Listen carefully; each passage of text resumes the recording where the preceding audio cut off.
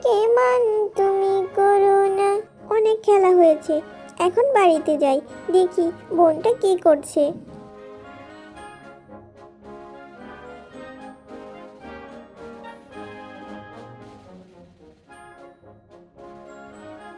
আপু তুমি এসেছো? আপু, আমার না অনেক চকলেট খেতে ইচ্ছে করছে। চলো না আমরা একটা দোকানে গিয়ে চকলেট কিনে নিয়ে আসি। তুমি একটু মাকে বলো যাতে মা আমাদের টাকা দেয়। বোন, মায়ের কাছে তো বলবো, কিন্তু আমি তো জানি মায়ের কাছে অত টাকা নেই। আর মা যদি আমাদের বকা দেয়, আমি কি করে মাকে বলবো?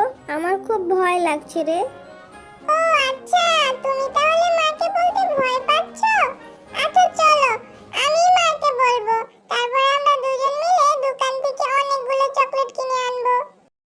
মা, ও মা, আমাদেরকে তুমি টাকা দাও না, আমরা দোকানে গিয়ে চকলেট কিনে নিয়ে আসবো। আমাদের না অনেক চকলেট খেতে ইচ্ছে করছে। আমার সোনা মা, দাও না, আমাদেরকে টাকা দাও না। সবসময় শুধু চকলেট খাওয়ার বাহানা করিস। এত টাকা কোথায় পাবো আমি, হ্যাঁ বল দেখিনি? কালকেও তো কতগুলো টাকা নিয়ে চকলেট খেলি। আমার কাছে কোনো টাকা নেই। আর এত চকলেট খেলে তো দুই বোনের দাঁত একটাও খুঁজে পাওয়া যাবে না, সবগুলো ক্যাভিটিতে খেয়ে নিবে। ও মা, তুমি তো আমাদের ভালো মা, দাও না, আমাদের দু বোনকে 5 টাকা 5 টাকা 10 টাকা দাও, তাহলেই হয়ে যাবে। আমরা দুই বোন দুটো চকলেট খাবো আর তোমার কাছে টাকা চাইবো না মা। হয়েছে, দু বোন খুবই ইমপ্রেস করতে শিখেছিস তাই না? আমার কাছে 20 টাকা আছে। দু বোন 10 টাকার দুটো চকলেট খাবি আর 10 টাকা আমাকে ফিরিয়ে এনে দিবি, বুঝলি? এরপর মিনা আর মুন্নি তারা দুই বোন মিলে দোকানের দিকে চলে যায়। সেই গ্রামে ছিল একটাই মুদি দোকান। দোকানদার ছিল বাঘমামা। সে ছিল খুবই দুষ্টু এবং লোভী। বাবা, আমাকে বলো তো দেখি, আমার এখানে কত টাকার বাজার হয়েছে? বুড়িমা, আপনার এখানে 500 টাকা হয়েছে। তাড়াতাড়ি টাকা দিয়ে দিন তো। কি বলছো বাবা এসব? আমার হিসেবে তো এখানে 300 টাকার বাজার হয়েছে। তুমি এত বেশি টাকা কেন চাইছো? আর আমি তো অত টাকা নিয়েও আসিনি। আরে বুড়িমা, বুঝতে চাইছেন না কেন? বাজারে সবকিছুর দাম বেড়েছে, আর আমার দোকান থেকে নিলে বেশি দামেই নিতে হবে। হ্যাঁ, বুঝতে পেরেছি বাবা। আমার মতো বিদ্যা শিয়ালিনী পেয়ে আমাকে ঠকিয়ে নিলে। এরকম লোক ঠকানো কাজ বন্ধ করো। এ কথা বলে সেই বৃদ্ধা শিয়ালিনী বাঘমামার দোকান থেকে চলে যায়। আর কিছুক্ষণ পরে সেখানে মিনা ও মুন্নি চকলেট কিনতে চলে আসে। বাঘ মামা, আমাদের দু বোনকে 10 টাকা দিয়ে দুটো চকলেট দিন তো। হ্যাঁ, সেটা তো বুঝলাম। তবে কি চকলেট নিবে তোমরা? চকলেটের কিন্তু দাম বেড়েছে, 10 টাকা দিয়ে হবে না। কিন্তু আমার মা তো আমাকে 20 টাকা দিয়েছে, বলেছে 10 টাকা দিয়ে দুটি চকলেট খাবো আর 10 টাকা মাকে ফিরিয়ে দিব বলেছে। আরে, বাচ্চা মেয়ে দুটোকে তো বোকা বানিয়ে 10 টাকার চকলেটের দাম 20 টাকায় রেখে দিব। হ্যাঁ, ঠিক আছে ঠিক আছে ঠিক আছে, এত কথা না বলে আগে টাকাটা তো দেবে। টাকাটা দাও, আমি তোমাদের চকলেট দিচ্ছি, তবে 20 টাকা দিয়ে চকলেট নিতে হবে। এই নিন 20 টাকা, এবার চকলেট দিন আমাদের। এরপর মিনা ও মুন্নি বাঘমামার দোকান থেকে দুটো চকলেট নিয়ে বাড়িতে চলে যায় আর গিয়ে তাদের মাকে সব কথা খুলে বলতে থাকে।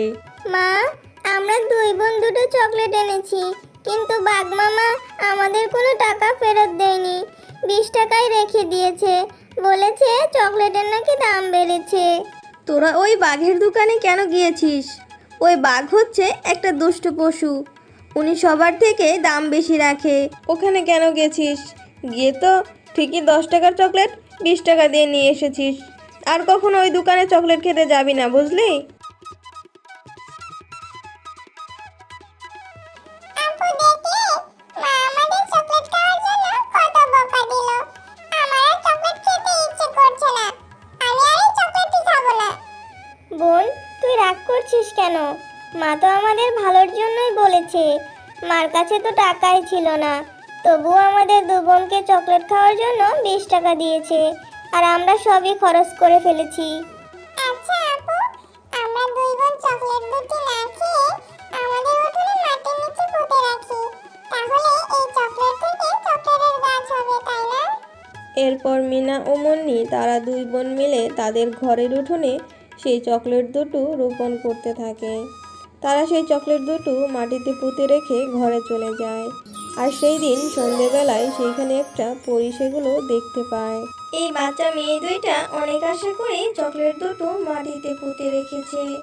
আমি আমার জাদু শক্তি প্রয়োগ করলাম, রাতের মধ্যে এখানে একটা চকলেটের গাছ হবে।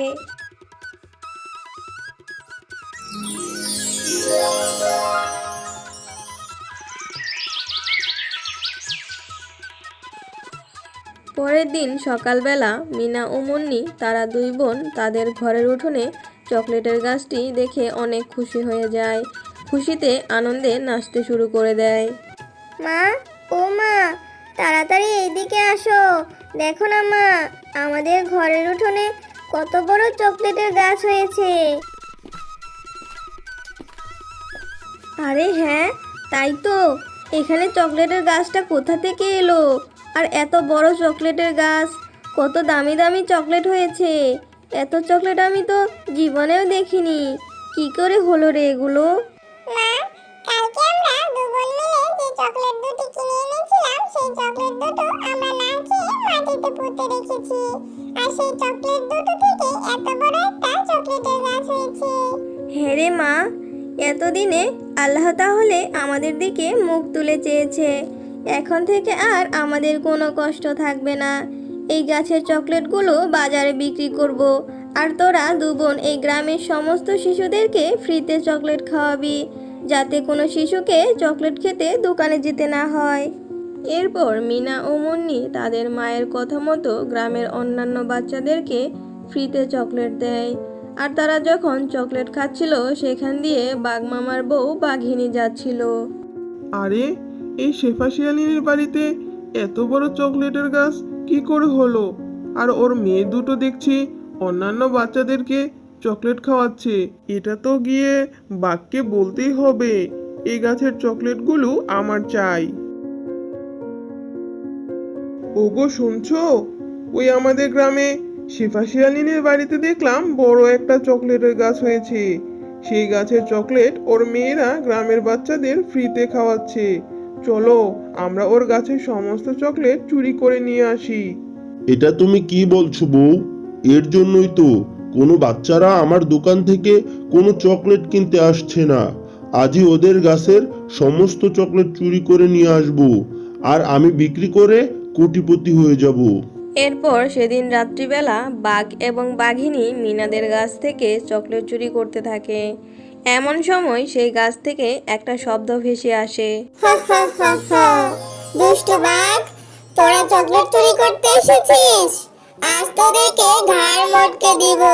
তুই অনেক দুষ্টু, গ্রামের লোকের কাছ থেকে তোর দোকানের জিনিসপত্রের দাম অনেক বেশি রাখিস।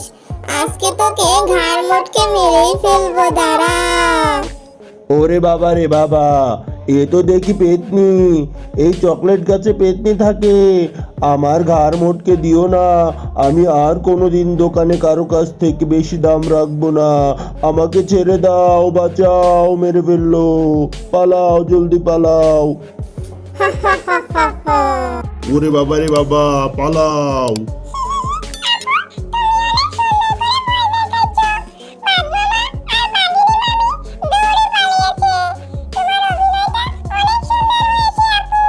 হ্যাঁ বোন, সকালে আমি যখন বাঘিনী মামিকে আমাদের বাড়ির সামনে দিয়ে যেতে দেখেছিলাম, তখনই ভেবেছিলাম নিশ্চয়ই ওরা আজকে আমাদের গাছের চকলেট চুরি করতে আসবে। এই জন্যই তো আমি চালাকি করে ওদেরকে ভয় দেখিয়েছি। এখন থেকে ওরা গ্রামে আর কারোর সাথে দুষ্টুমি করবে না।